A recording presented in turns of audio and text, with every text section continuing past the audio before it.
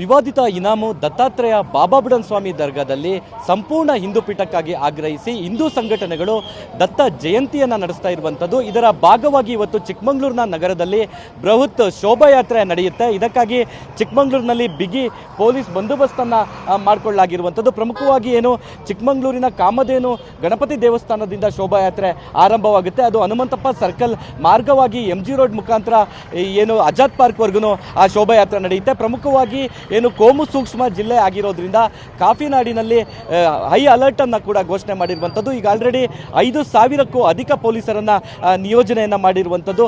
ಪ್ರಮುಖವಾಗಿ ಏನು 20 KSRP ಜೊತೆಗೆ 26 DAR ಸೇರಿದಂತೆ ಸಾಕಷ್ಟು ಭದ್ರತೆಯನ್ನು ಕೈಗೊಳ್ಳಲಾಗ್ತಾ ಇದೆ. ಹಂತವಾಗೂ ಕೂಡ ಪೊಲೀಸರನ್ನು ನಿಯೋಜನೆಯನ್ನು ಮಾಡಲಾಗಿರುವಂಥದ್ದು. ಪ್ರಮುಖವಾಗಿ ನಾವಿಲ್ಲಿ ನೋಡ್ತಾ ಇದ್ದೇವೆ RAF ಸಿಬ್ಬಂದಿಗಳು ಕೂಡ MG ರೋಡ್ನಲ್ಲಿ ಒಂದು ಭದ್ರತೆ ದೃಷ್ಟಿಯಿಂದ ಆಗಮಿಸಿರುವಂಥದ್ದು. ಪ್ರಮುಖವಾಗಿ ಅವರು ಭದ್ರತೆಗಾಗಿ ಸಾಕಷ್ಟು ಸಿದ್ಧತೆಗಳನ್ನ ಮಾಡ್ಕೊಳ್ತಿದ್ದಾರೆ.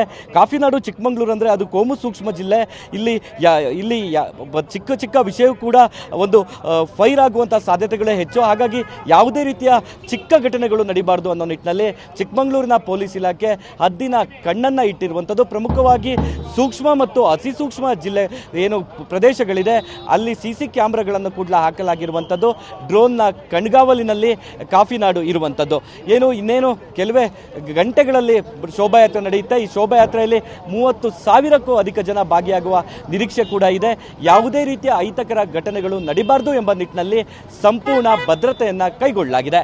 ಕ್ಯಾಮ್ರಾ ಪರ್ಸನ್ ಹರೀಶ್ ಜೊತೆ ಅಶ್ವಿತ್ ಮಾವಿನಗುಣಿ, TV9 ಚಿಕ್ಕಮಗಳೂರು.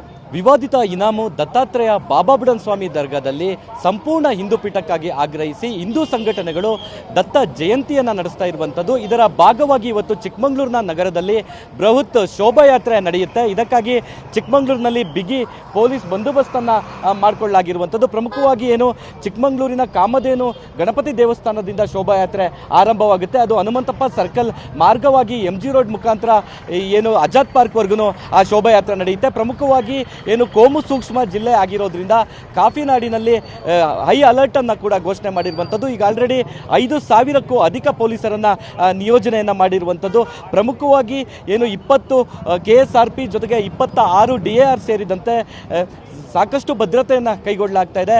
ಹಂತವಾಗೂ ಕೂಡ ಪೊಲೀಸರನ್ನು ನಿಯೋಜನೆಯನ್ನು ಮಾಡಲಾಗಿರುವಂಥದ್ದು. ಪ್ರಮುಖವಾಗಿ ನಾವಿಲ್ಲಿ ನೋಡ್ತಾ ಇದ್ದೇವೆ RAF ಸಿಬ್ಬಂದಿಗಳು ಕೂಡ MG ರೋಡ್ನಲ್ಲಿ ಒಂದು ಭದ್ರತೆ ದೃಷ್ಟಿಯಿಂದ ಆಗಮಿಸಿರುವಂಥದ್ದು. ಪ್ರಮುಖವಾಗಿ ಅವರು ಭದ್ರತೆಗಾಗಿ ಸಾಕಷ್ಟು ಸಿದ್ಧತೆಗಳನ್ನ ಮಾಡ್ಕೊಳ್ತಿದ್ದಾರೆ.